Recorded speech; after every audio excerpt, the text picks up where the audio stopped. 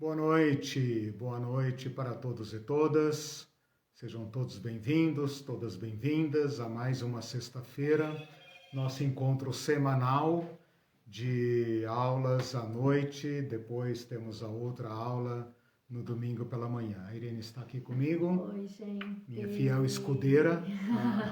É verdade. Fiel companheira aqui nas interações com o chat.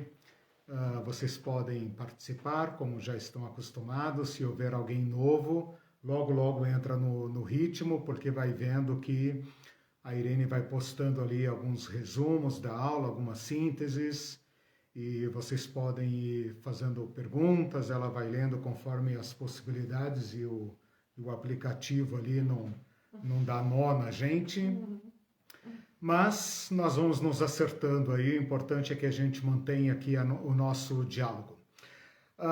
Logo depois desta transmissão, eu compartilho as minhas anotações aqui no Facebook, no podcast e também no YouTube. Aqui é online, no podcast e no YouTube são aulas gravadas, mas eu coloco lá as minhas anotações, porque eu preparo, leio, trago algum material e é claro que aqui a gente compartilha apenas parte daquilo que produziu. Vocês são professores, estão acostumados, sabem que o professor tem que pesquisar muito além do que aquilo que ele consegue compartilhar. E aqui então nós fazemos o nosso diálogo. Bom ver vocês aí, alguns rostinhos conhecidos.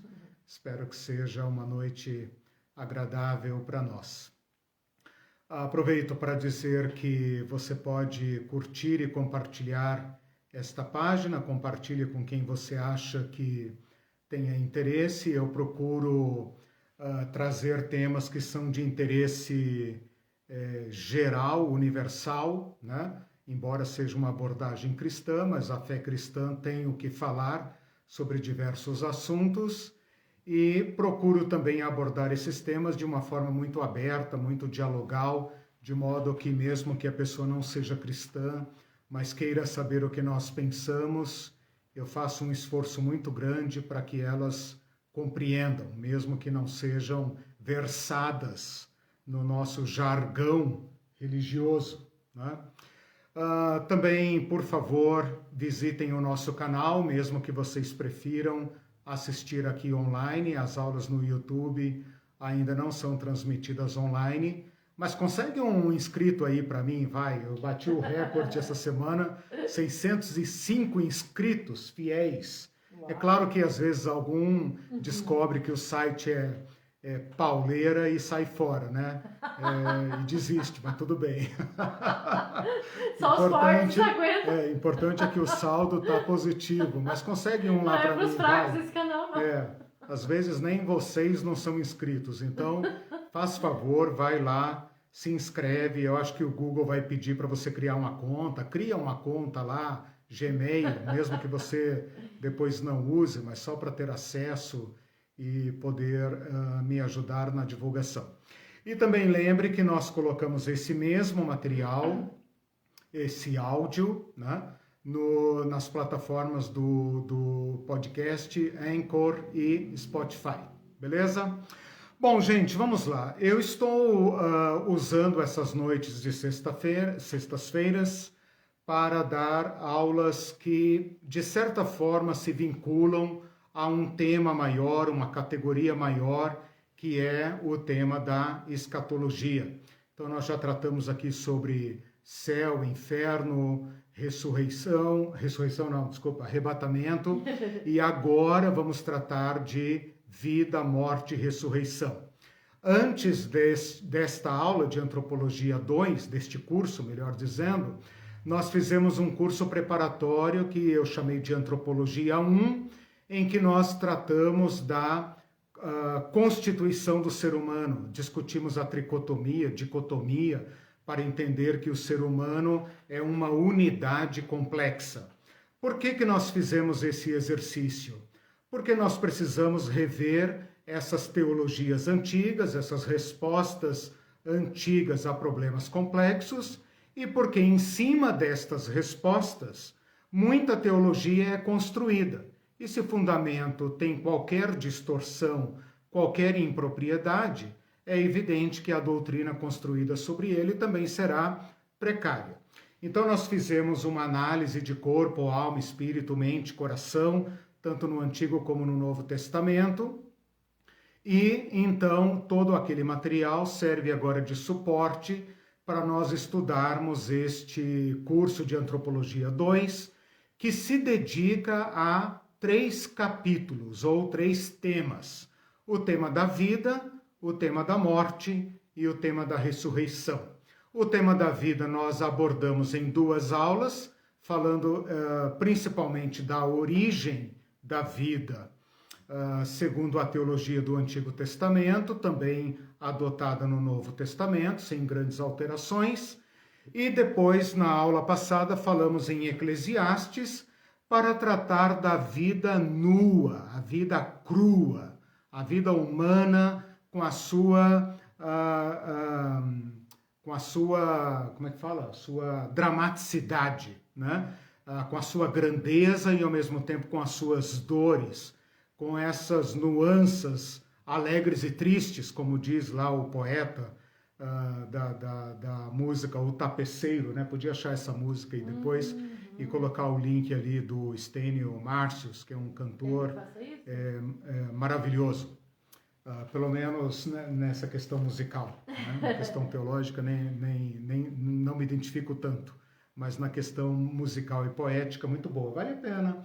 Eu acho que ele coloca aí uma parte em que ele até compartilha um pouco do testemunho dele, uma pessoa excepcional que vale a pena conhecer.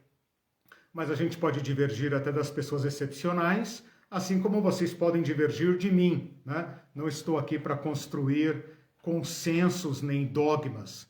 Estou aqui para encurralar a Bíblia num canto e sacar delas, como se ela não quisesse me dar, né? Respostas. Na verdade, quando nós nos achegamos à palavra de Deus, a palavra de Deus se abre para nós, né? É necessário ter apenas a confissão da sede, da fome, de sacar os recursos da palavra de Deus. Bom, hoje então eu começo um outro capítulo, o 2º capítulo, que é o capítulo a respeito da morte, e eu pretendo gastar pelo menos 3 aulas com esse tema. Estou pensando aqui na minha cabeça, uma aula hoje mais em cima do Antigo Testamento, para fazer um recorte no que a teologia do Antigo Testamento tem de original na abordagem a este problema. Depois nós precisamos verificar como este problema é percebido no mundo do Novo Testamento, numa sociedade mais, digamos, universalizada, globalizada, né? Podemos falar de uma globalização no século I.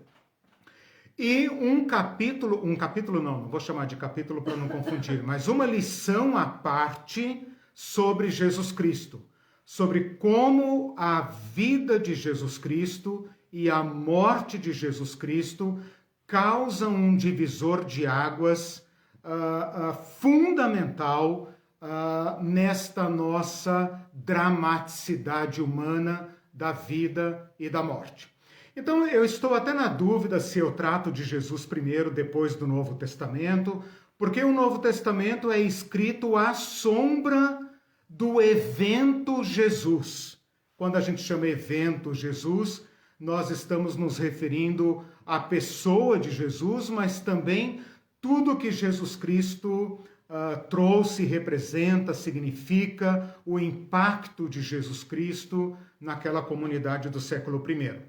Mas na medida em que eu for preparando as aulas, até sexta-feira que vem, eu chego a um consenso, então, se a próxima aula vai ser sobre a teologia da morte no Novo Testamento, ou se é melhor falar de Jesus primeiro, porque Jesus corta o assunto e a partir de Jesus esta temática é completamente transmudada, né?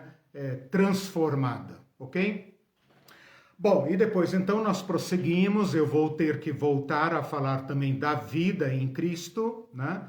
Do assunto da pós-morte, e então já entramos no assunto da ressurreição, e quando entrarmos no assunto da ressurreição, também terei que tratar da ressurreição no Antigo Testamento, em Jesus Cristo e no Novo Testamento, e chegarmos então às respostas finais sobre como nós hoje, pessoas do século XXI, da modernidade, da pós-modernidade, da necropolítica, do caos, né? Seja lá em que idade a gente se encontre nesta história humana, as perguntas que nós temos diante de nós e que nos obrigam então a ir às Escrituras, ao conjunto da tradição cristã, buscar respostas para os enigmas que continuam nos desafiando.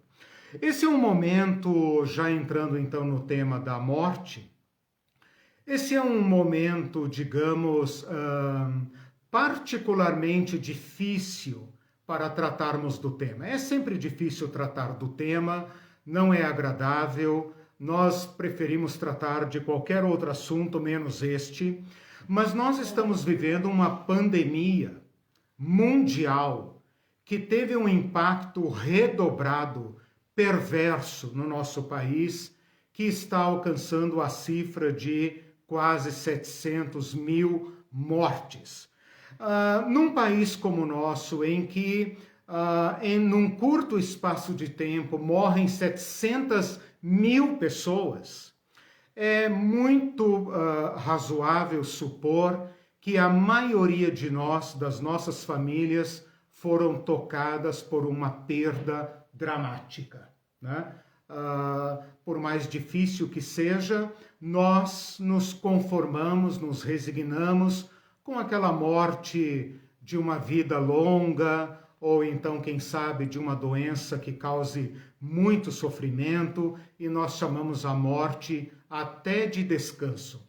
Mas nós não estamos prontos definitivamente para lidarmos com a morte roubada, a morte pensada, calculada, planejada, intencionada, vidas roubadas, né?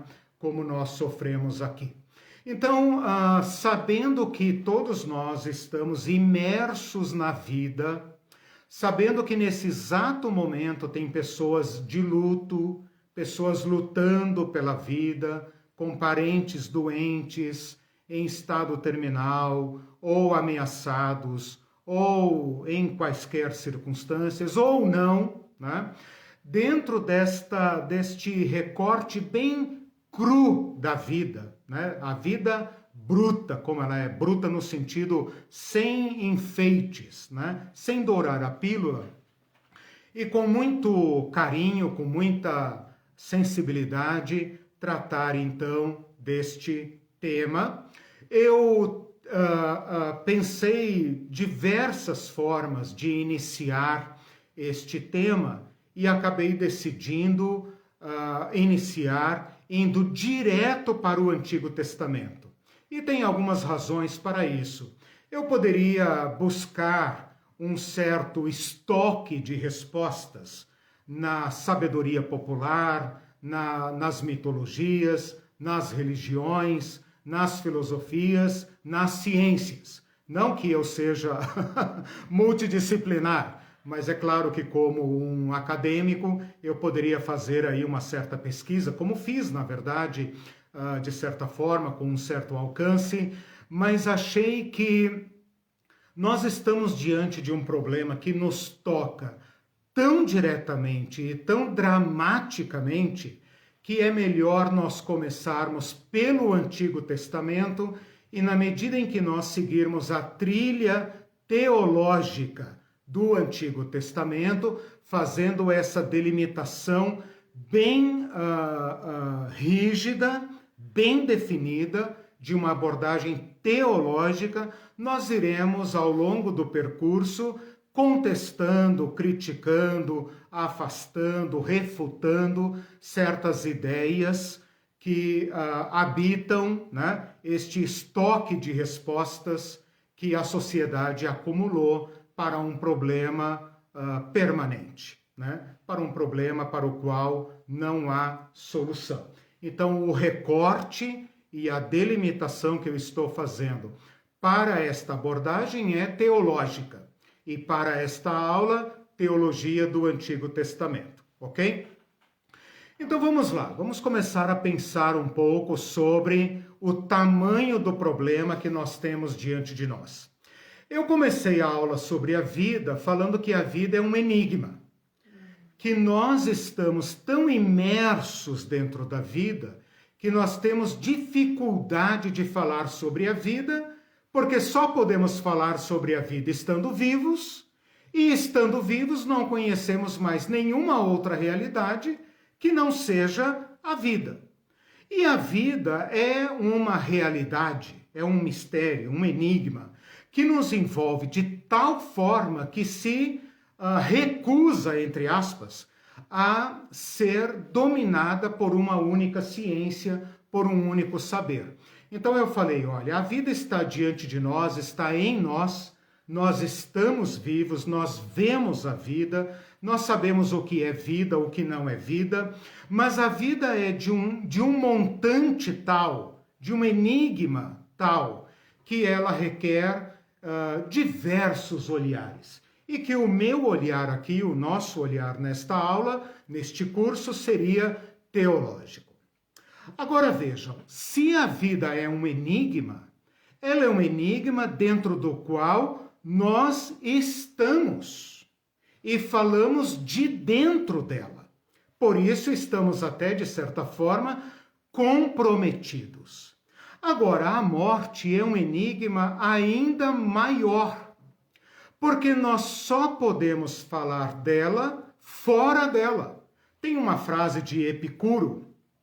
Epicuro é um filósofo do período clássico grego, do século IV, mais ou menos, antes de Cristo, que ele fala, o Epicuro é o pai de uma filosofia que ficou conhecida como epicurismo, que na sua forma, digamos, mais popular, significa goze a vida. Não se estressa, não fica preocupando. O que tem de ser, será, né? Pega, digamos, uma parte de Eclesiastes, goza a vida. Então, é um pouco injusta a abordagem que se faz a Epicuro, mas como eu falei, numa abordagem muito popular, muito reduzida, muito superficial, a gente diria, Epicuro é o filósofo do prazer. Ele dizia o seguinte, criticando os outros filósofos gregos e do período clássico. Ora, nós não temos que nos preocupar com a morte.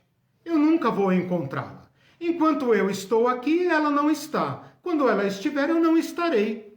Então, nós nunca podemos falar da morte como uma experiência pessoal. Então, a morte é algo estranho a nós. Nós só podemos falar dela à distância. E dela nós queremos distância mesmo. Então, nós só podemos falar dela como algo outro, estranho. Por outro lado, e paradoxalmente, a morte está ligada a nós. De modo que a gente pode falar da morte do outro numa certa dimensão, mas nós sabemos que, como diz a sabedoria popular, para morrer basta estar vivo. Então, cada um de nós tem sua própria morte. Então, olha o paradoxo. A morte é algo, primeiro, completamente estranho a nós. A gente conhece a morte dos outros. A gente conhece a morte como uma realidade presente na história da humanidade, do mundo animal, do mundo vegetal. Nós sabemos que a vida segue um certo ciclo e que o fim deste ciclo é a morte orgânica, o caos, a cessação da vida. Por outro lado, a morte é algo, digamos, mais próprio de nós. Porque teve um filósofo que eu estava estudando que ele falou o seguinte: a vida me pode ser tirada. Então, a vida eu tenho, mas ela pode ser tirada. A nossa morte ninguém pode tirar. Então, a nossa morte é mais própria de nós, ela é mais segura para nós do que a vida. Porque a vida nós estamos vivos, mas nós sabemos que uma vez cumprida a expectativa de vida ou cumprida o percurso da nossa vida, a nossa vida não é nossa no sentido absoluto e final. Este estado de coisas interpela todo ser vivo que pensa, portanto, todo ser humano. Nós sabemos que as plantas morrem, nós sabemos que os animais morrem, alguns vivem muito menos do que nós, alguns vivem algumas horas, outros vivem meses, semanas, anos, alguns vivem mais do que nós, mas nós sabemos que todo animal morre. Porém, nós, humanos, não apenas vivemos sabendo da nossa finitude, como sabemos que vamos morrer, sabemos que estamos vivos e sabemos que vamos morrer.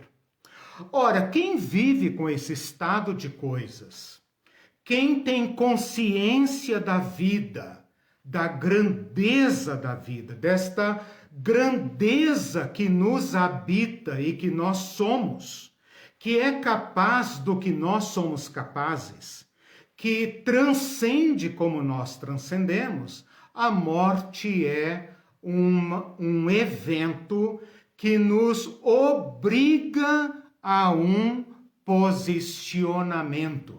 Então, toda a sociedade humana, mesmo as ciências antropológicas, arqueológicas, aquelas que são baseadas no evolucionismo, aonde se percebe traços de humanidade, há também traços de preocupação com a morte.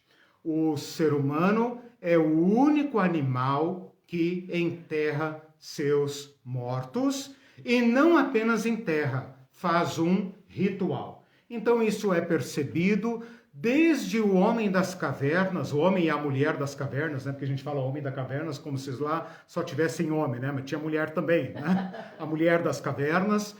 Todo resquício de humanidade foi pontuado por uma certa estranheza, uma certa perplexidade em relação à morte. Esta perplexidade obriga o ser humano, então, a elaborar respostas. E aqui nós temos, então, os mitos de todas as culturas, desde os índios aqui, os povos originários da América, os povos da África, os povos do Oriente Médio, os povos mais antigos de todos os lugares do planeta, todos estes povos foram obrigados a elaborar respostas para este problema. Ou seja, a morte interpelou todo ser humano, individual e socialmente. As religiões todas tiveram que se elaborar em torno do problema da morte.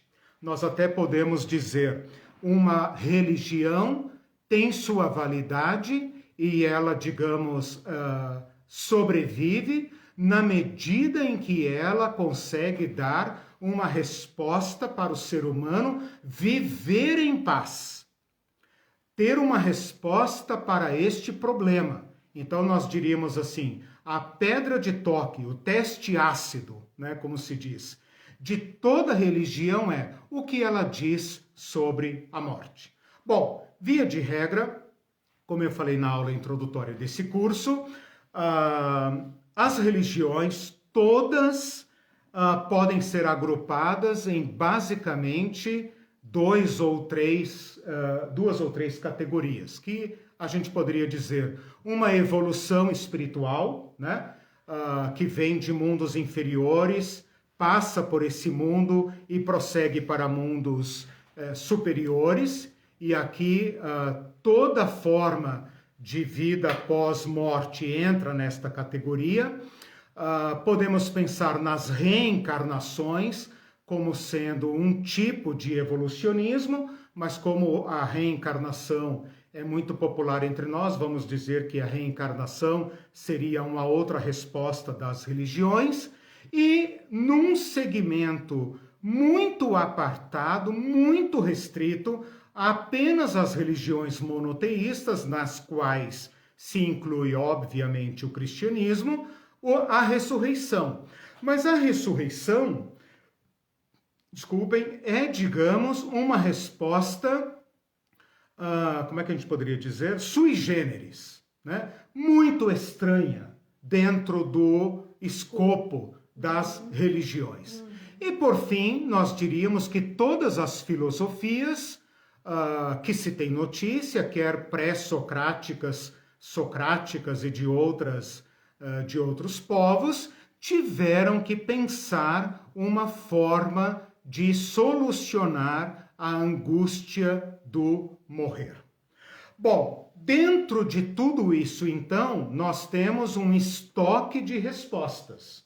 Eu vou colocar esse estoque de lado, ele é mais ou menos conhecido, e vou partir, então, direto para a teologia, e na medida em que nós formos verificando o caminho da teologia, nós vamos também refutando estas respostas, digamos, alternativas, né? Que o cristianismo refutou ou descartou, né? Por exemplo, o cristianismo descarta o materialismo. O cristianismo, a fé cristã, a teologia cristã, descarta a evolução espiritual. A fé cristã descarta a reencarnação. Por mais que haja aí no mundo da religião o fenômeno do sincretismo, né? De mesclar o ensino de Jesus, a tradição de Jesus, ou algumas interpretações da Bíblia que acabam tendo muito acesso em certos segmentos cristãos, católicos e, quem sabe, até protestantes, né?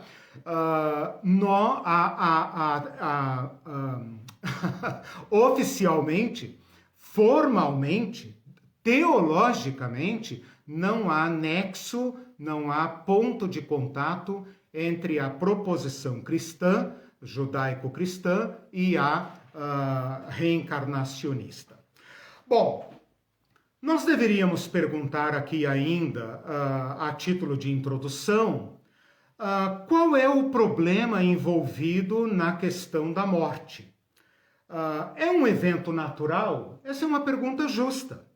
Especialmente nós do mundo moderno, nós que somos pretensamente arreligiosos, né? Pretensamente racionais, estamos abandonando os rudimentos da religião, nós deveríamos nos perguntar se é justo tratar a morte como um problema, como uma tragédia.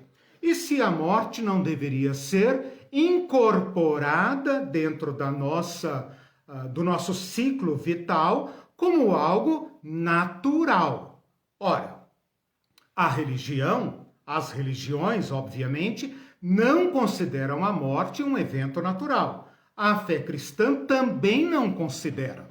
E por a fundamentação a esta resposta, nós usamos a observação. O ser humano se perturba, se angustia ao caminhar para o nada. A vida humana, como ela é, por mais dramática que seja, ela interpela o seu destino e pressupõe um destino à altura da vida.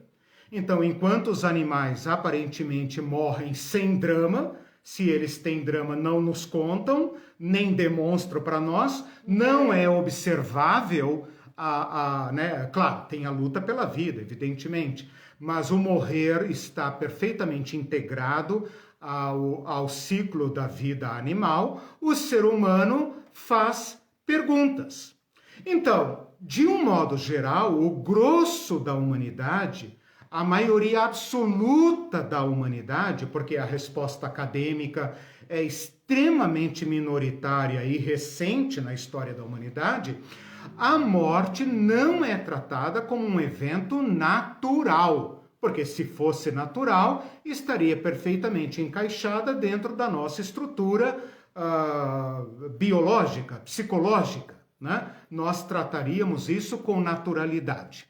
E a experiência, não a intenção, a experiência mostra que não é assim que as coisas se dão. E a nossa fé olha o fato, e o fato é este. Okay? Se não é natural, então qual é o sentido?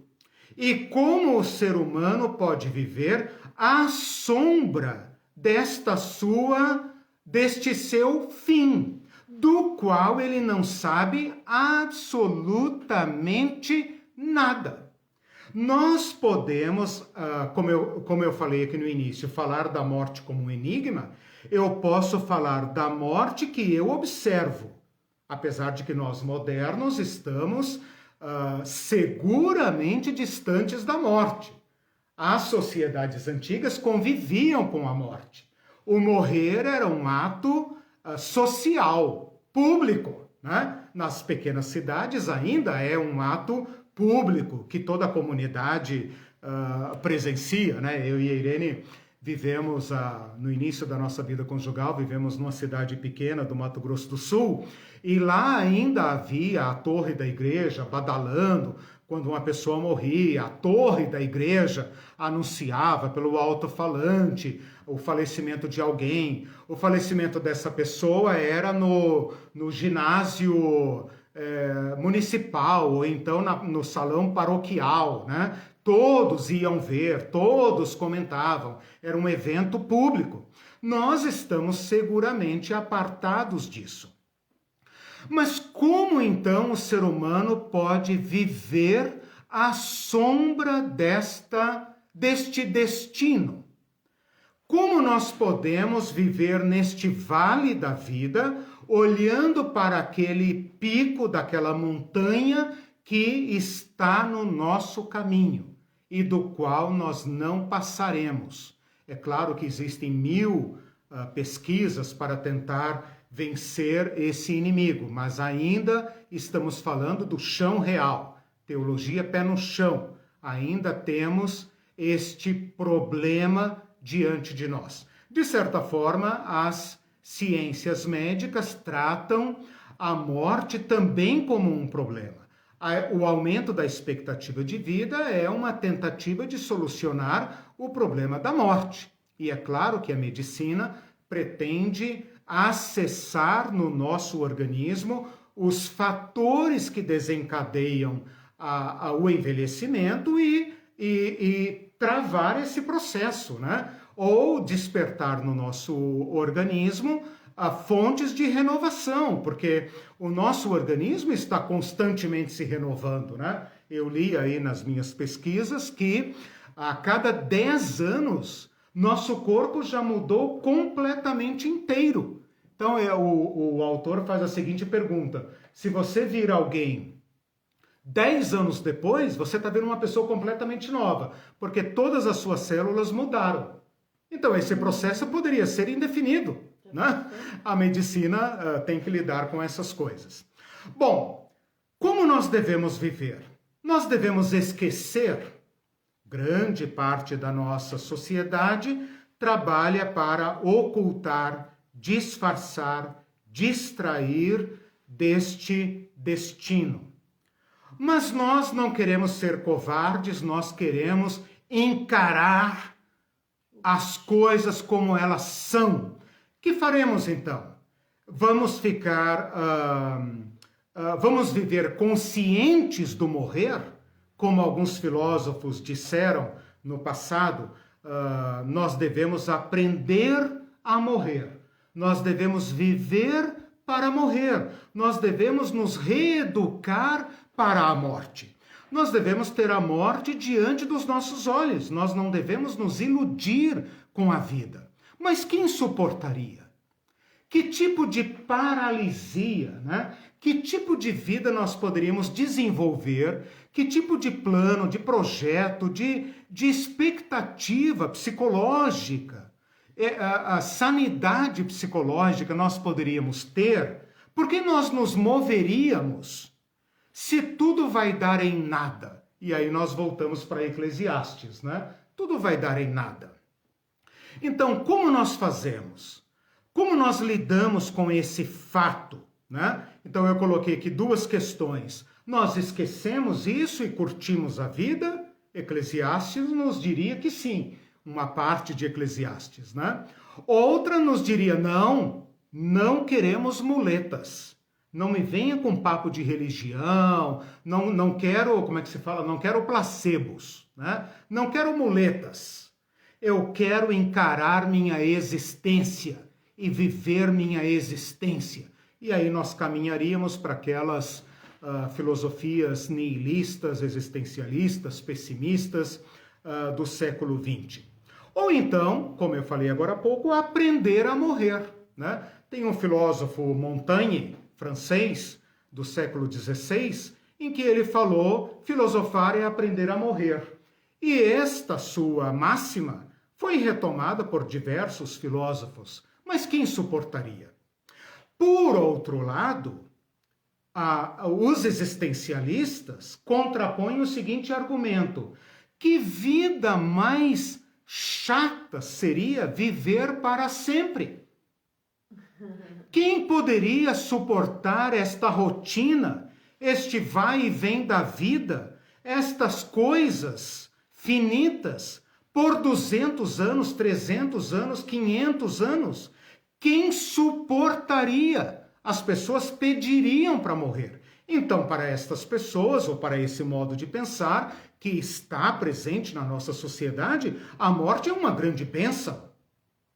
Então, na verdade, eles dizem o seguinte: é este senso de finitude, é esta vida breve que nos faz saborear a vida, que nos faz degustar a vida. E eles então diriam: ora, se você gosta de sorvete, gosta de sorvete, mas se você tomar sorvete de manhã, de tarde, de noite, você vai num restaurante, por exemplo, vai visitar, sei lá, uma cidade aí do Nordeste, chega lá, só tem sorvete. Tudo é sorvete. Café da manhã é sorvete, almoço é sorvete, jantar é sorvete, o chazinho da noite também é sorvete. Tudo é sorvete.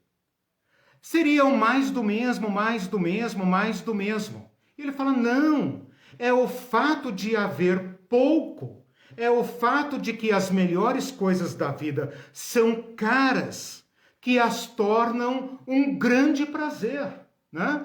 Por exemplo, aquele vinho caríssimo que você vai beber degustando porque custou caro. Ou então aquela viagem que você faz para o Caribe, né? Que a nossa colega uma vez falou: Deus me livre de dormir depois do almoço, eu vou dormir em euro. Dormir eu durmo no Brasil, eu vou ficar acordado 24 horas por dia. Né? Exatamente. Mas quem vive no Caribe 24 horas por dia, trabalha lá, né? É funcionário público lá, ou sei lá, operário da indústria, do porto. Que graça tem para ele e tal? Então, estas pessoas nos interpelam com estes problemas. Então, é nesse estado de coisas que eu quero agora caminhar para... Acho que é a terceira vez que eu falo isso, né? Caminhar para o Antigo Testamento. Mas eu queria colocar esta problematização para apresentar aqui, eu vou fazer uma parada então. Para colocar aqui que de tudo isso que eu falei, nós tiramos 3 conceitos. Eu vou resumir em 3. Que percorrem a história da humanidade. Então, o que eu fiz até agora foi levantar o problema, porque a gente não costuma tratar desse problema, Então eu estou tirando o problema lá do fundo do baú, estou mostrando que ele anda com a humanidade, que ele percorreu a nossa história, nossas religiões, nossa ciência, nossa filosofia, nossa história, tudo está aí. A vida está aí, onde a vida há a morte, onde a morte é a vida, e etc. E estou dizendo que de tudo isso, nós temos aqui 3 conceitos que eu poderia dizer assim, que de todo esse caldo, eles estão aqui ainda presentes. São esses. O primeiro é pensar a morte como um ente, como um ser, como um espírito, como um Deus, como um anjo, como um demônio, sei lá, né? Mas vocês percebem que até nas artes a morte é um ser, é personificada. Então, esta ideia da morte como um poder supra-humano, porque vence o ser humano, então é mais forte que o ser humano. Eu não o vejo, então ele é sorrateiro, ele é um ladrão, ele é invisível. Então ele é da ordem dos entes, né? Dos seres transcendentes. Então todas as culturas e até o misticismo cristão bebe deste conceito, né? Dificilmente no povo, lá onde o povo está, não o que a academia diz. A academia diz que, se perguntar para o médico e tal, ele vai dizer uma coisa. Estou dizendo a realidade. O próprio médico, quando não está fantasiado de médico, ele mesmo ali, né? Que é espírita, que é católico, que é cristão, que é budista, etc. Ou que é esotérico, sei lá, né? Ou um bandista, não importa. Ele vai pensar na morte como um poder, uma energia, um poder. Né? Isso o que você está falando é... 3 conceitos que sobreviveram, que vêm do caldo da humanidade, digamos assim, estão aí. Um segundo conceito que sobreviveu, prevalece e contra o qual eu vou bater nestas aulas é que a morte é uma separação. Toda catequese cristã vai dizer isso. Todo crente vai dizer isso. Todo espírita, todo religioso, todas as pessoas, menos os materialistas duros, radicais, vão dizer que a morte é uma separação. Não separação entre Deus e tal, não separação entre nós e o parente que evidentemente foi sepultado ou cremado. Não, a morte é uma separação da alma e do corpo. Seja lá o nome que quer que se dê, a morte passa por esta definição. Se perguntar hoje na escola bíblica dominical para qualquer cristão, ou na catequese católica, ou para o espírita, ou para todas as religiões reencarnacionais, todas elas são baseadas nesse conceito de que o ser humano é uma dualidade e que na morte essas 2 partes se separam. Igual aquele foguete, né, que vai para a Lua, né? E até um certo momento ele carrega uma cápsula, mas depois que ele entra numa certa zona do espaço, ele abandona a casca e prossegue a sua viagem. Então o corpo faria como que o veículo físico humano para esta jornada da vida. Mas que num dado momento, esta cápsula, né? Terrena, mortal, física, se rompe e libera então o verdadeiro ser que vai, etc, etc. E um terceiro conceito que é universal, exceto, claro, os materialistas, é uma existência pós-morte. A existência pós-morte é um dado universal.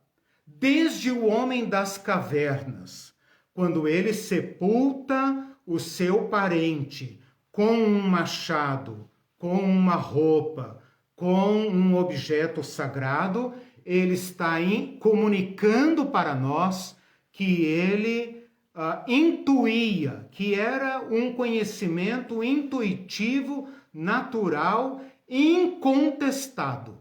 A possibilidade de um materialismo puro é coisa muito moderna. Eu não vou dizer, obviamente, que nunca na história da humanidade um filósofo aventureiro cogitou esta possibilidade. É claro que sim, né? Na época socrática e tal, um ou outro ali pensou nisso. Mas o simples fato de a sua filosofia não ter sobrevivido mostra que a sua resposta para o problema da morte não foi adequado, né? Então, pela seleção, como é que fala lá a tese de Darwin, né? Pela seleção natural da espécie, né? As teorias e respostas filosóficas, mitológicas, religiosas que sobreviveram são aquelas que intuem uma vida pós-morte. Então, repetindo, do caldo inteiro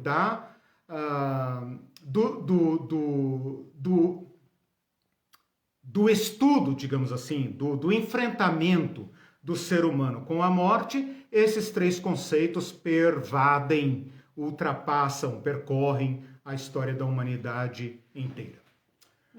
Ok? Então é contra isto que eu quero bater.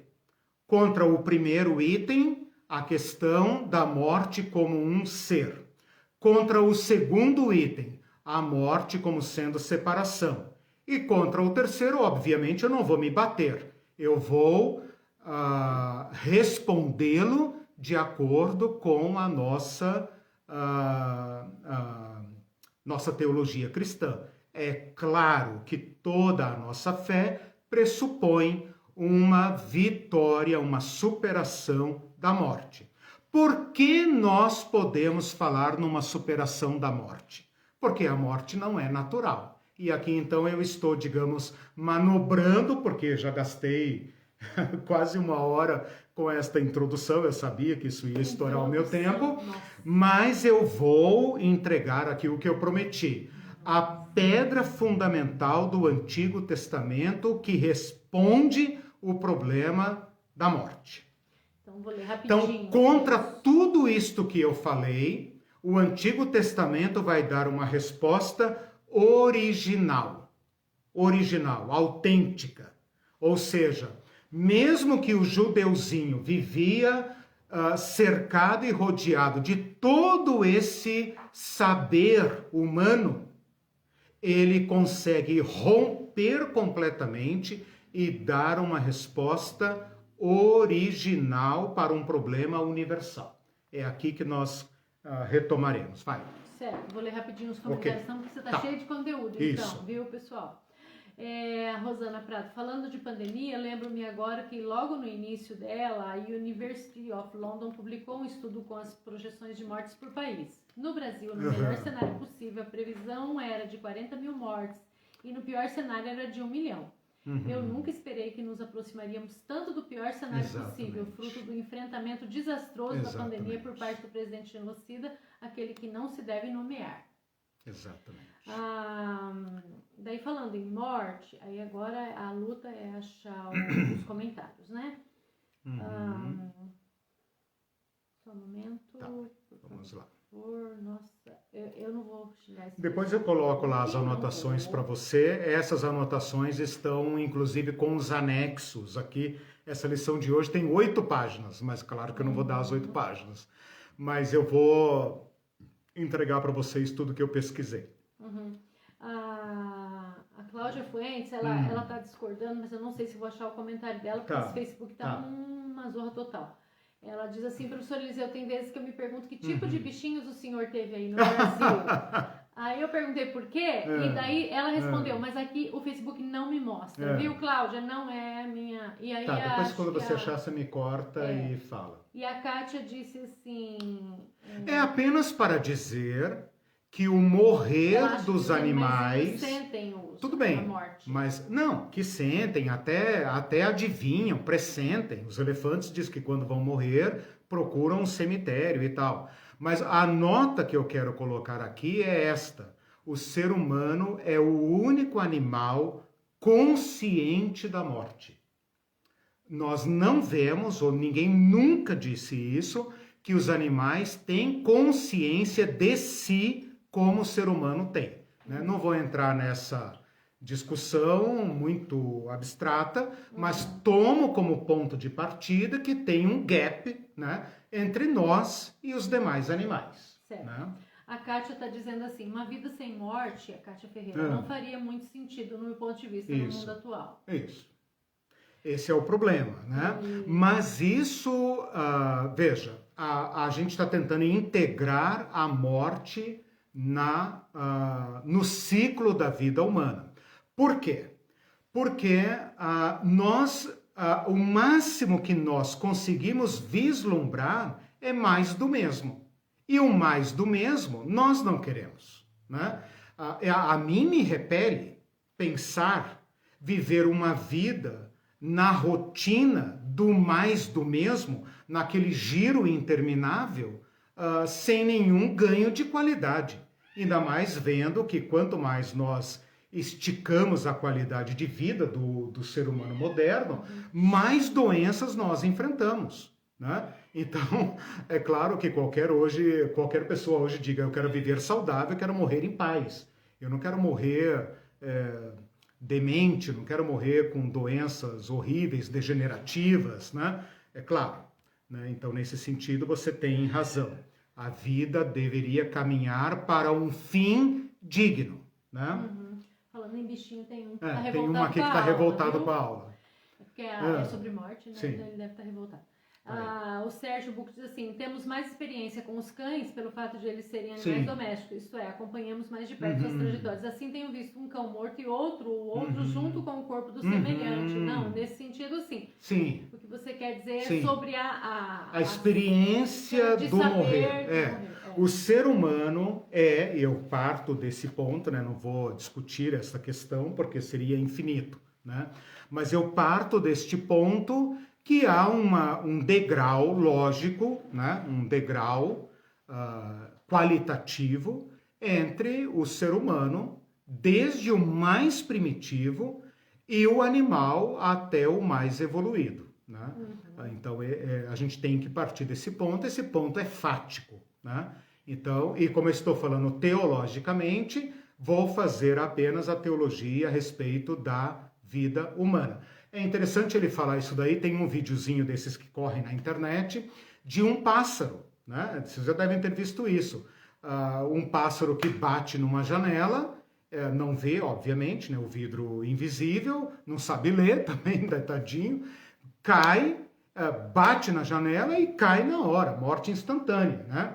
E o seu companheiro fica inconformado. Então isso a gente vê, né? A gente vê, por exemplo, um cachorro cuidando do outro que foi atropelado, etc.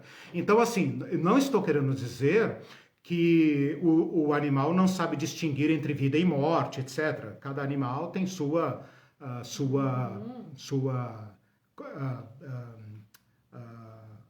instinto, né? Como eu disse, o elefante diz que tem uma memória de elefante e que quando está para morrer ele migra e vai para o certo lugar onde a manada dele morreu, né? Mas o ser humano tem na morte uma angústia, né?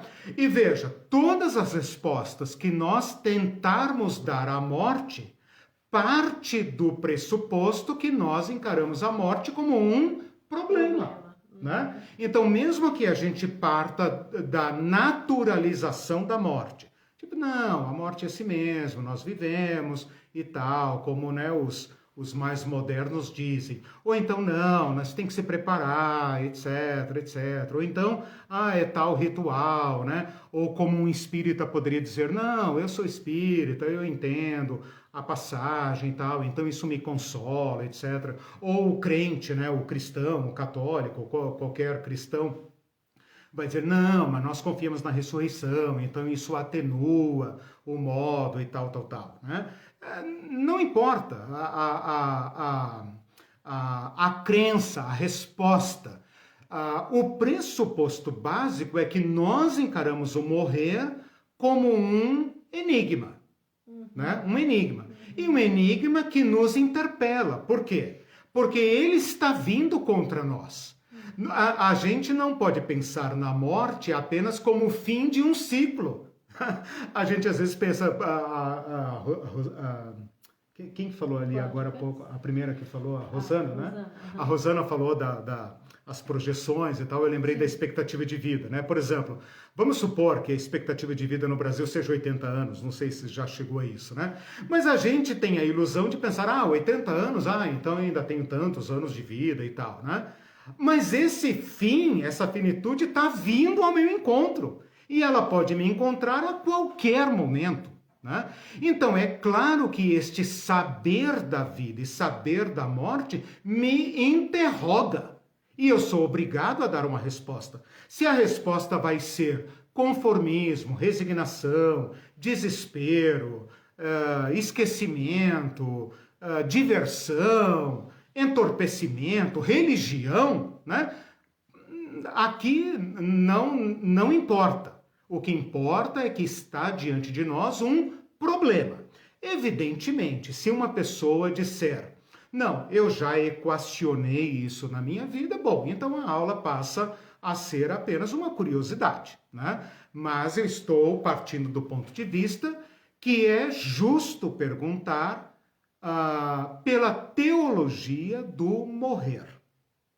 E só é justo perguntar e colocar esse problema na mesa porque a nossa fé, como aprendida de Jesus Cristo, tem respostas para nossos enigmas. Não são respostas finais, né? Não são respostas exaustivas, mas são o suficientes para dar sentido ao viver. E aí eu conecto, então, este meu raciocínio agora com a aula de Eclesiastes. Lembra do teu Criador. Né? Bom, deixe-me prosseguir para... Rapidinho. A Rosana falou, entendo o que quer dizer, mestre Eliseu. Penso que realmente os animais não têm essa angústia em relação à morte, à própria finitude. Ela, um pouco mais fez natural. Um comentário, né? mas eu também não consegui acessar, viu, Rosana? Tá. A Denise... Se você achar, você me interrompe, não tem problema. Eu paro. Acho que não vai aparecer para mim. Então tá bom, gente. A Denise depois eu respondo lá, porque operar o Facebook é meio... Ele tá complicado agora. A igreja evangélica prega que só morre se for da vontade de Deus, baseando no versículo da Bíblia onde diz que não cai uma folha da árvore sem a vontade de Deus. Outra má interpretação, né? É fácil, essa é uma resposta fácil. Eu já refutei essa resposta, para quem não pegou, lá no início do curso de Apocalipse Pé no Chão no ano passado, eu refutei toda teologização, né? Toda exegese que se baseia em destino. Destino é uma resposta interessante, até poderia ter falado disso aqui. É o destino, uma certa resignação, né? É o destino porque os deuses ou os seres acima de nós assim determinaram, né? Esta resposta não é cristã. Ela é, no sentido que nós usamos hoje, uma heresia, ou seja, uma variação de outro tronco religioso, de outra família de religiões que migrou para dentro da fé cristã. Não existe na fé cristã destinação, nem predestinação, nem predeterminação. Essa é uma resposta fácil para narcotizar os cristãos, né? Os cristãos acham que esse governo inominável está aí porque é a vontade de Deus, né? Que o fulano morreu porque é a vontade de Deus. Quando é a hora tem que ser e tal. Tudo isso não aí se é contamina, cristão. Não se cuida, se contamina com Covid. Veja, o determinismo, foi bom vocês terem tocado nesse assunto. O determinismo é uma resposta, como é que eu diria? Uma resposta precária, indigna do tamanho do problema. Eu estou querendo colocar aqui o problema da nossa finitude na sua dignidade, né? Na sua dignidade. Uma resposta que faça justiça à dignidade humana. pressupondo, como eu coloquei lá na aula sobre a vida, a dignidade humana, né? E o Eclesiastes chega a dizer, mas o ser humano expira como expira um gato? Expira como expira um cachorro? Não faz sentido. Então, o problema se recoloca. Não adianta dar respostas precárias para eles. Os problemas se recolocam. E quero colocar aqui uma outra provocação para vocês, que é a seguinte. Pesquisas e entrevistas com profissionais de pacientes em cuidado paliativo ou em estado terminal são claros em dizer que há pouca diferença no comportamento de quem morre, tá? Há pouca diferença. A gente quer crer que todo cristão morre em paz, feliz, cantando e tendo visão dos anjos. É ilusório. Ilusório. Um ateu pode morrer tranquilamente e resignadamente. E um cristão pode morrer angustiado e se perguntando pela vida. Então, não aceitem respostas fáceis.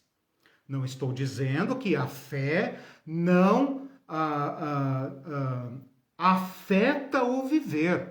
Pelo contrário, acredito profundamente que Jesus Cristo dá sentido ao viver e ao morrer. É óbvio. Para mim, ele é a resposta. Né? Mas não quero que vocês, ou eu, né? Não quero, exorto-os a não aceitarem respostas fáceis. Sim. Por quê? Se nós fizermos respostas honestas, francas, nós poderemos chegar a uma teologia melhor. E é isso que eu espero fazer aqui. Caso contrário, eu não estaria aborrecendo-os, né, numa sexta-feira à noite com um tema tão delicado. Bom, eu queria então agora, rapidamente, porque acho que é uma resposta, de certa forma, do conhecimento de vocês, captar todo esse problema gigantesco e colocá-lo cara a cara com as Escrituras e perguntar, então, para as Escrituras do Antigo Testamento, que resposta as Escrituras, né, nos dão, né? Escrituras no plural a gente costuma usar, né? As Sagradas Escrituras. Que respostas elas nos dão? Primeiro, o nosso princípio e o nosso fim, quer o nosso princípio individual e o nosso fim individual, quer seja o princípio da humanidade e o fim da humanidade, estão ocultos a nós. Nós não sabemos e quando tentamos falar sobre princípio e fim, quer seja da humanidade como espécie, quer seja da minha vida individual, a maneira como eu, indivíduo, participo da humanidade, o meu princípio, minha origem e o meu fim estão vedados. Eu posso estimar, especular, mas eu não posso afirmar. E isso me angustia. E grande parte da angústia da vida humana é justamente esse, não sei Dom Covim nem Proncovô, né? No sotaque dos mineiros, né? Não sei de onde vim nem para onde vou. E isso enche a nossa vida de cores, de maravilhas, mas também de angústias. Nesse sentido, o Antigo Testamento ousadamente dá a resposta. A resposta, segundo o Antigo Testamento, Gênesis capítulo 1, 2 e 3, é que Deus criou a vida. Aula 2. No princípio, Deus criou. No princípio, Deus criou céus e terra. E Deus criou a erva verde, e Deus criou os peixes do mar, e Deus criou os animais do campo, e Deus criou as aves dos céus. E num ato criativo em separado, numa certa etapa da criação, Deus cria o ser humano e lhe dá sua imagem e semelhança. E o abençoa. E mais do que isso, Deus chama o ser humano a uma existência particular. Uma existência na qual ele tem acesso ao viver. Então percebam que o jardim do Éden, o jardim no Éden, é uma maneira de o Antigo Testamento representar um chamado à existência especial. E aí é que entra a dignidade e a exclusividade humana segundo o Antigo Testamento. O ser humano é chamado à vida. Deus sopra no seu nariz e ele passa a ser alma vivente. E então Deus lhe dá a responsabilidade de cuidar de tudo que existe. Não explorar, não dominar como nós entendemos hoje. Dominar como Deus domina. Como Deus domina? Para o bem, para a graça. Assim como Deus dá tudo ao ser humano, Deus também deu a ele responsabilidades que o tornam um Deus para a natureza. E ele então vive tendo acesso à fonte da vida, e é isso que significa a árvore da vida. Deus lhe dá acesso a tudo, inclusive a árvore da vida, que representa a fonte da vida. Portanto, o ser humano sabe da vida. E Deus diz para ele: não coma da árvore do conhecimento do bem e do mal. Por quê? Porque Deus é a imagem e a contra-imagem e a contra-semelhança do homem. E tudo que o ser humano precisa para se realizar totalmente está em preservar sua criaturidade versus ou diante do seu Criador. Porém, o ser humano desejou ser mais. E esse desejar ser mais, desejar autonomia, é chamado pelo Gênesis de ser como Deus. O homem Deus, a mulher deusa. Então, esta aspiração de romper com sua criaturidade, com sua natureza dependente e passar a ser sua própria fonte, trouxe ao ser humano o conhecimento do mal. Tu morrerás. Este é o conhecimento do mal. Então vejam, a vida é o maior bem. A vida em comunhão com a vida que quer vida, a vida que acessa a fonte da vida e que vive da vida sem ameaças, é o bem supremo. É o maior bem que nós podemos imaginar. É o maior bem que Deus poderia conceder graciosamente. Este ser humano conhece o mal? Não. Por experiência, não. O mal o ameaça. E por isso há uma advertência. Mas quando o ser humano decide na sua liberdade, que lhe foi dada graciosamente por um Deus, que sabe que o ser humano pode usar a liberdade contra ele, o ser humano passa a conhecer o maior mal. Então, esta é a maneira como o Antigo Testamento explica a origem do mal. Quando o ser humano abandona sua criaturidade, é condenado a ser e a viver como sua própria fonte. E ele é então dominado por uma mentira. Por uma mentira. mentira que o ilude e o faz pensar de si mais do que ele é.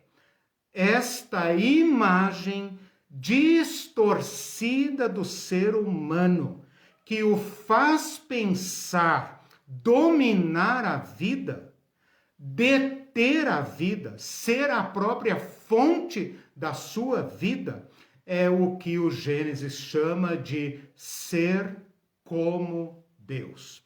Este ser humano, autômato e agora rival de Deus, que acreditou na mentira que Deus é seu rival, seu inimigo, passa agora então a desejar a vida, mas é cortado e expulso da vida.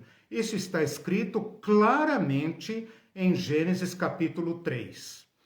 Deus fala de si para si. Deus fala de si para si. O homem é como um de nós, para que não estenda a mão e tome do fruto da árvore da vida e viva. Deus o expulsa do jardim do Éden. O jardim significa a vida da vida, a fonte da vida, onde Deus está e onde o acesso a Deus é fornecido graciosamente. Mas o ser humano deseja ser Deus. E ao desejar ser Deus, ele não pode mais ser criatura de Deus. E então ele rompe. E Deus permite que ele experimente agora a sua autonomia. Todo ser humano, de acordo com Gênesis, é construído em cima de uma mentira. Todo ser humano é vaidade. Olha aí o Eclesiastes. A vida é vácua. Todo ser humano pensa ter vida em si mesmo, mas não tem. Todo ser humano vive expulso da vida. É obrigado a viver a vida que lhe é dada a viver. Vida como dos animais. Vida como dos animais. E esta angústia humana que nós tentamos afastar e cobrir e encobrir e esquecer de todas as formas, Gênesis coloca no nosso colo. Você se tornou um rival de Deus e você cortou sua própria vida. Nossa, que riqueza de esse assunto. Isto afeta toda a existência, isto torna a preservação da vida sofrida. Então, o que Gênesis quer dizer quando Deus... Aqui eu vou mudar a tua compreensão, porque eu tive que mudar a minha. Nós falamos assim, Deus amaldiçoou, Deus amaldiçoou. Não, Deus não amaldiçoou ninguém. Não está escrito no Gênesis, vai lá e leia lá. Ele fala, maldita é a terra por tua causa. Você amaldiçoou a terra. Você trouxe maldição para a terra. Deus não amaldiçoou ninguém. Deus deixou que um ser humano livre escolhesse viver de si por si. Neste enigma é que o Gênesis situa. Então, quando o Deus que havia dito à mulher, multiplique-se, gere vida da vida e tenham muitos filhos cheios de vida, agora diz para ela, gerar filhos será como morrer. Você vai morrer ao dar filhos, mas a vida lhe será devolvida. E o parto é como morrer para gerar outra vida, né? E ele fala para o homem, aquele homem que vivia na terra boa, na terra equilibrada, sustentável, ecologicamente equilibrada, boa e adequada para viver, ele fala: maldita é a terra por tua causa, e você agora vai ter que lutar com a terra para extrair dela o teu pão, e os teus dias serão poucos, e você comerá, mas será fruto de trabalho árduo. E isto acontece com toda a natureza, mas ele promete à mulher que este estado de coisas não seria a resposta final. Ele fala: mulher, você dará à luz filhos, com dor, mas dará à luz filhos. E dos teus filhos nascerá um que vencerá esta ordem de coisas. Mas vocês terão que viver onde vocês escolheram, fora da plenitude. Veja, assim que esta família se vê banida, expulsa da vida, para viver esta vidinha do vento no nariz, ela gera 2 filhos. Mas eles pensam que são deuses. Abel mata animais, mas Caim mata Abel. E a maior tragédia não é agora que o ser humano pode morrer, é que o ser humano também pode matar. E Caim mata Abel. O primeiro assassinato, a primeira morte narrada no Gênesis é um assassinato e um fratricídio. E depois Lameque mata um homem porque o ofendeu. Uma ofensa causa a morte.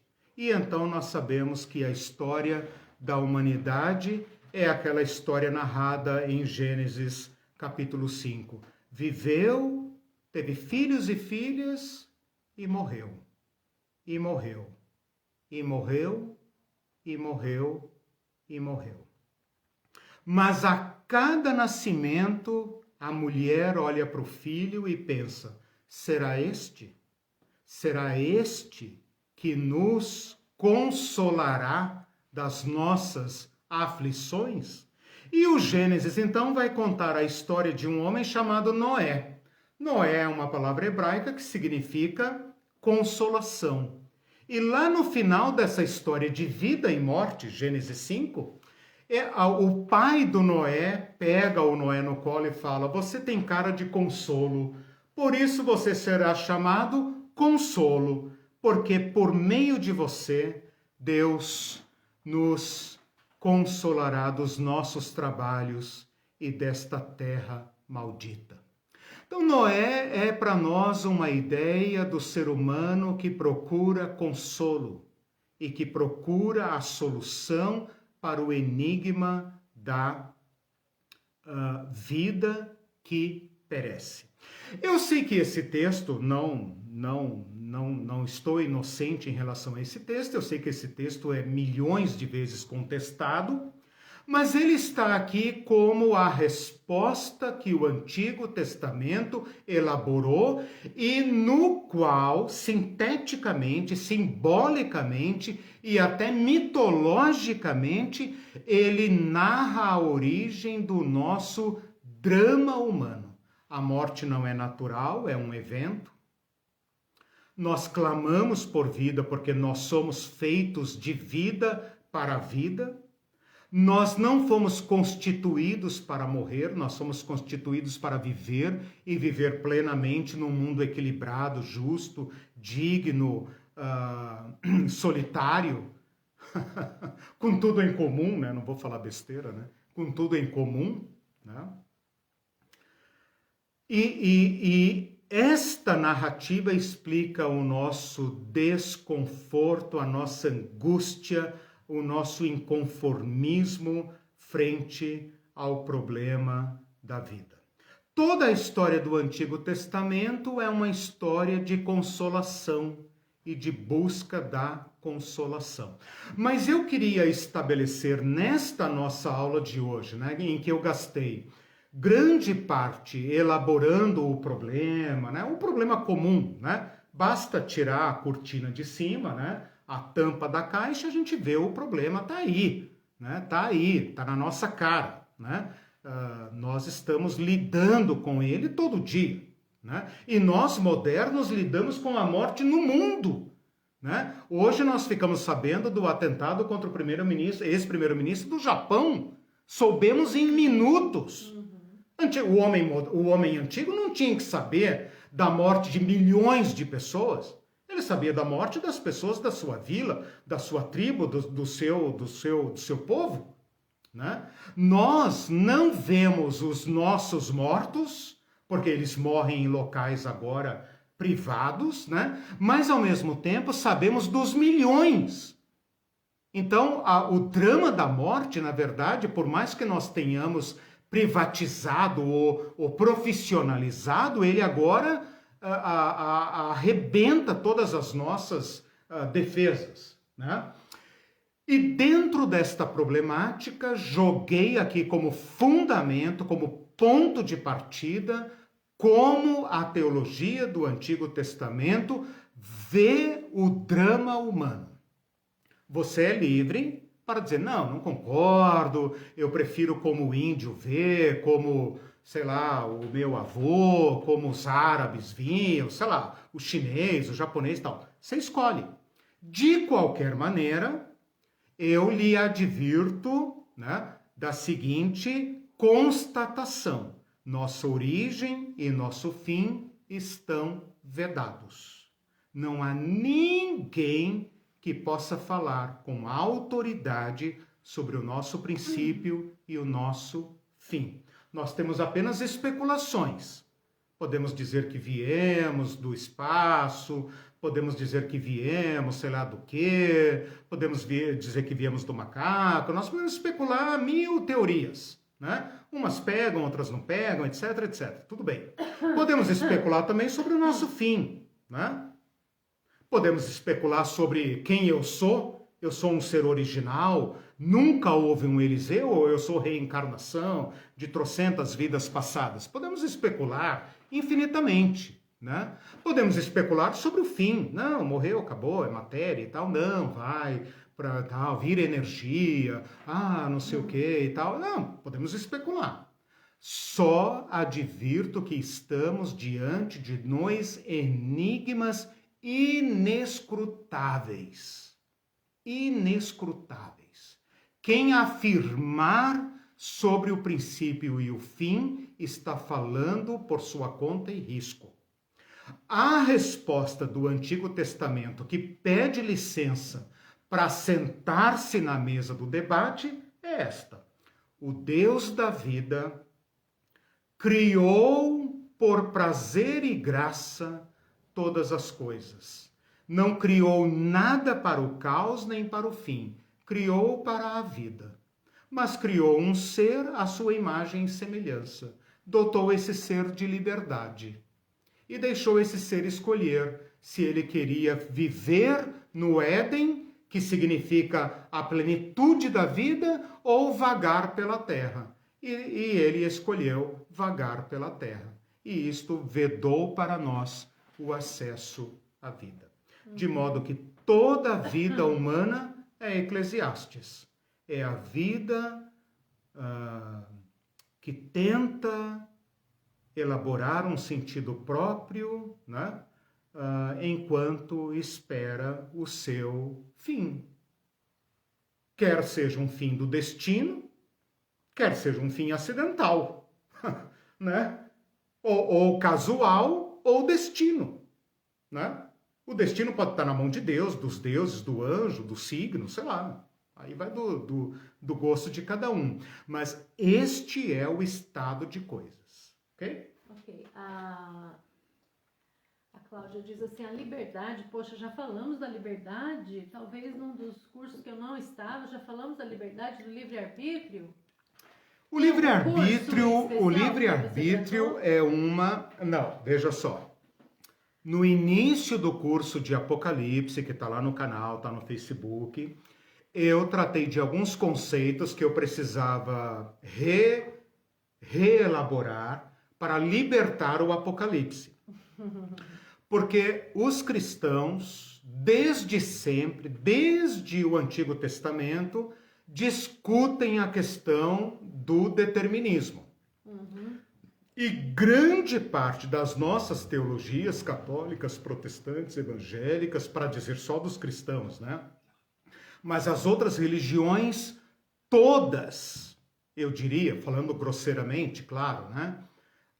Quase todas, mas eu poderia dizer até todas, são deterministas fatalistas. Está na mão de Deus, ou do destino, ou de uma força, ou da estrela, ou dos astros, ou quem quer que seja. A fé cristã defende um homem, um ser humano livre. A liberdade do tamanho do ser humano. Então, os cristãos precisam entender o determinismo e descartá-lo. E precisam também entender o livre-arbítrio e defini-lo nos contornos humanos. Porque um erro que se comete é pensar que o livre-arbítrio é livre. Não é livre. Nem deveria chamar livre-arbítrio. Exatamente. O Lutero chamava de servo-arbítrio, né? Por quê? Porque, na verdade, bom, primeiro, todo arbítrio só é arbítrio se for livre, diz o Ariovaldo Ramos, né? O Ariovaldo Ramos. O livre-arbítrio é um pleonasmo. Porque se não é livre, não é arbítrio. Então, o ser humano tem escolha? Bom, você é um ser humano. Sabe o nível de escolhas que você tem, o nível de condicionamentos que você tem. A nossa liberdade é proporcional ao nosso tamanho, ao nosso desenvolvimento. Então, nós somos livres até que ponto? Somos determinados até que ponto? Mas o problema, esse problema bruto da morte nos interpela. E aqui eu insisto nessa argumentação. O problema do determinismo é uma resposta fraca para o tamanho do problema. Né? Eu sei que grande parte, talvez, de quem me ouve ou me assiste, está bem resolvido com o determinismo. Tudo bem. Mesmo assim, eu insistiria em hipotetizar. Né? Tipo assim, não, mas vamos questionar, né, o determinismo para ver se ele aguenta o tamanho do problema. Ou se nós não estamos apenas jogando tudo na mão de Deus e Deus já escreveu, tudo está escrito, etc. O que tem que ser será, o que Deus determinou, etc, etc. Entende? Não é tão fácil. Não. A Abel Rocha diz assim: Caim é a primeira figura humana a tornar-se uma simbolização maligna. E depois diz assim: o querubim é o impedimento divino que nos mantém sem a eternidade autônoma. Não sei o que ela quis dizer com a eternidade autônoma, pois do contrário seríamos fixados no estado de irredimissibilidade, né? Tá certo. Veja, eu estou fazendo aqui uma interpretação simbólica do Éden, porque é a interpretação possível, né? Então, todo esse texto está carregado de símbolos, né?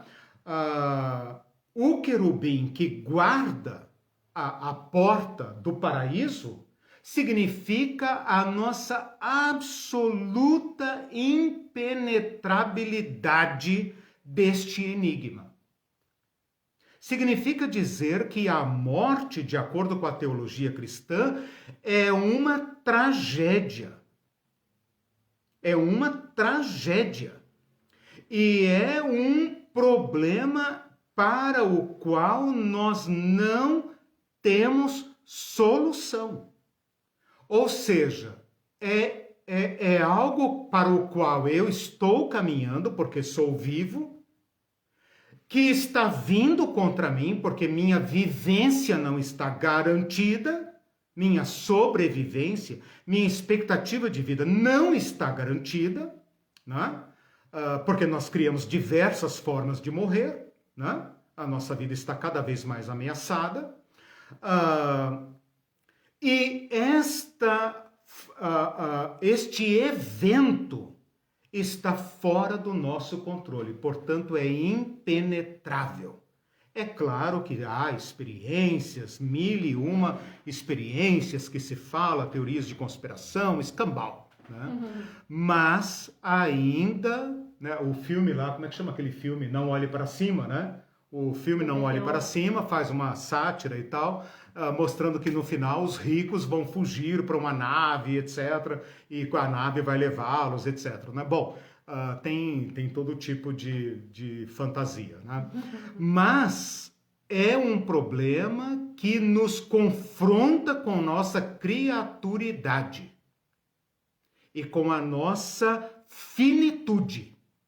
Finitude. Nós somos obrigados a viver a vida em face da nossa finitude. A eternidade é para nós hoje uma ilusão. Ilusão. Eu coloquei um silogismo aqui, já estamos caminhando para o final, né? Eu coloquei um silogismo aqui assim, ó. Todo ser humano é mortal. Eu sou um ser humano, logo não sou mortal. Entendeu a sacada? Não. Todo ser humano é mortal. Eu sou um ser humano, logo não sou mortal. O contrário. Porque na nossa cabeça, todos morrem menos eu. Porque é impossível pensar na morte. Você pode imaginar, pensar, temer, esquecer, sei lá, fazer provisão, seguro de vida, não importa. É uma estranheza total. Lembra que eu falei no início dessa aula? É uma segurança por um lado, porque cada ser humano tem sua morte. Cada um vai viver sua vida e morrer sua morte. É dele. É dele. Ele já nasce com a morte acoplada. E por outro lado, é algo absolutamente estranho. Algumas pessoas me disseram, mas tem as experiências de quase morte, né? Em inglês tem uma sigla aí que eu não vou lembrar, em português é EQM, experiências de quase morte, um fenômeno que faz parte da nossa história, mas que tem sido muito pesquisado nos últimos, sei lá, 40 anos, por aí, desde 1970 e pouco, quando foi escrito o livro clássico sobre experiências de quase morte. Mas ainda é uma experiência de quase morte, certo? A ressuscitação. As técnicas hoje de medicina, etc., conseguem reverter uma parada cardíaca, conseguem reverter diversos quadros. O morrer hoje é uma fronteira cinza. Se o homem do Antigo Testamento pensava na morte de modo cru, como os nossos antepassados, está respirando ou não está respirando? Tem pulsação ou não tem pulsação? Né? E por isso às vezes enterravam pessoas vivas, hoje não. Hoje você tem todo o aparato para decretar a morte, eu não sei que termo que eles usam, definitiva. Né? Tem conceito jurídico, clínico, etc, etc, etc. Mas, ainda assim, a experiência da morte é o enigma total. Você pode ver, presenciar, mas é sempre o outro. Como disse Epicuro, não vou me preocupar. Quando a minha morte chegar, eu não estarei aqui. Enquanto eu estou aqui, ela não está. A gente não vai se encontrar. Né? Então, por que eu vou me preocupar com uma coisa que é impenetrável? Essa é uma posição. Se você observar Atos 17, anota aí, Atos 17, o sermão de Paulo no Areópago, Atos 17, 20, me parece, a partir dali... Paulo está discutindo com epicureus e estoicos. Epicureus têm uma resposta para a morte. Estoicos têm outra resposta para a morte. Nós vamos ver isso na próxima aula, ou nas próximas aulas. Paulo fala a resposta cristã. A resposta cristã é ressurreição. E os gregos tiram onda com a cara de Paulo, né? E fala, ressurreição, não, isso não nos interessa. Você quer nos prender nesse corpo, cara? A gente está querendo fugir desse corpo, você está querendo nos prender nesse corpo, né? O José Carlos disse, se o arrebatamento vir logo, podemos não morrer ou subir como eles Pois é. Tem que assistir o curso, José. Mas, veja, nós temos lá o curso do arrebatamento, do céu, etc, né? E vamos falar da ressurreição no final desse curso, graças a Deus, aguenta firme aí. Mas, meus irmãos e irmãs, façam um esforço intelectual para pensar no tema que eu coloquei hoje, no tema que eu coloquei na aula passada, de Eclesiastes, principalmente na aula de hoje, e com licença da expressão, né? Um pouco, alguém vai recortar essa fala e vai dizer, olha o que o professor está falando, o pastor lá está falando, né? Esqueça de Jesus Cristo um pouquinho, não vai cortar essa fala, hein, miserável? Vamos fazer que nem faz com o Lula, hein? Não vai cortar essa fala aí e fazer fake news a meu respeito. Mas, cara, se conseguir pensar sem Cristo, o que sobra? Reencarnação. Ou a evolução. Mas vamos lá que você pensa, pô, se eu não creio em Cristo, também não creio em reencarnação, não creio e tal. Você está pé ante pé com a humanidade entre o fim e o começo. Entre o fim e o começo. E tem que decidir como vai viver. Como vai se reconciliar com o seu fim. Porque ele é líquido e certo. Né? É duro dizer isso, claro, mas nós só podemos dizer isso porque estamos vivos. É líquido e certo. Agora veja, nós estamos colocando esse problema em discussão porque Cristo morreu e ressuscitou. E quando Cristo, que é a fonte da vida, a árvore da vida, assume a morte dos humanos, Cristo foi parido por uma filha de Eva, uma descendente de Eva, que assume a carnalidade, a corporeidade, a vidinha do ventinho no nariz e morre como qualquer de nós e ressuscita segundo a nossa fé. Ele muda a morte e a vida. Então, o final deste curso eu já estou entregando aqui, como é que chama? Spoiler. Já estou dando um spoiler. Cristo morreu e ressuscitou. Esta é a coluna central da nossa fé. Se tirar isso, desaba tudo. Aí tem as opções do mercado, né? Estou falando assim grosseiramente, grotescamente. As opções do mercado. Materialismo duro, o conformismo, o niilismo, a filosofia, né? A purificação, a vida virtuosa, né? A vida ética, virtuosa. Viva como um bom ser humano, né? Faça o melhor que puder. Ou então a reencarnação, a evolução e tal. São essas as opções disponíveis. Nós acreditamos, nós falando agora como teólogo cristão, acreditamos que Jesus Cristo, como um homem da humanidade, propôs uma resposta que vai de encontro ao problema fundamental. Por isso o cristianismo pode falar de morte. Senão seria tétrico. Né? Uhum. Seria assim, cara, sexta-feira, pelo amor de Deus, vamos botar uma música legal, assistir um filme leve, esquecer da semana pesada, né? Não, nós podemos botar esse tema na mesa porque o nosso Deus morreu e ressuscitou. E ao fazer isso, redirecionou, mudou a nossa relação com a morte, a minha relação com a vida agora. E a minha relação com minha morte é mediada pelo Deus que morreu e ressuscitou. Amém. Ok, nosso tempo está estourado. Eu esgotei, pode falar. A Rosana lembrou da expressão em inglês NDE, que é Near Death Experience. Near Experience Death. Death.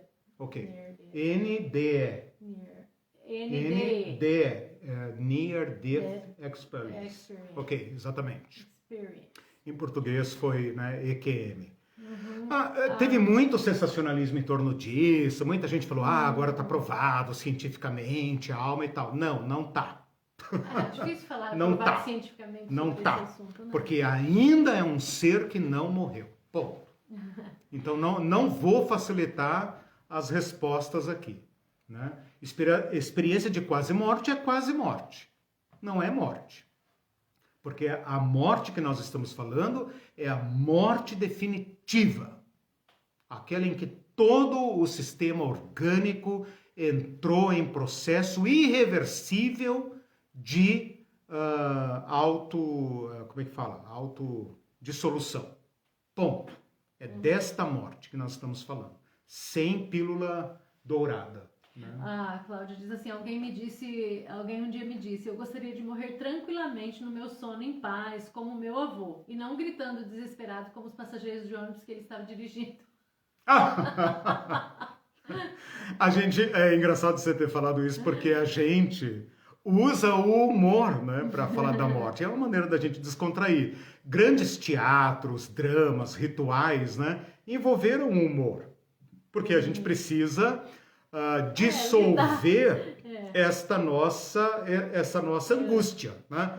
Então é legal você ter falado isso, porque de certa forma o humor também dá respostas, né? Tem piadas, etc, personificação, personagem, etc, etc. A Cláudia diz, as fronteiras são tênues e imprecisas. Exato. Verdade. Exatamente. O nosso tempo Meus irmãos, esse era o meu objetivo, então, estabelecer aqui esse ponto de partida. Na próxima aula nós continuamos. Agora você tem que ir até o final do curso, né? Porque... Quantas aulas? Não sei. Ele nunca Não sabe. sei. Não, isso não pode. Tchau, gente. Não. Até Não é domingo. gente que não pode. Divulguem tchau, o canal, tá? Beijo. Boa noite pra vocês. Tchau, tchau. Engraçadinho. Eu que decido. Conforme for tendo conteúdo, eu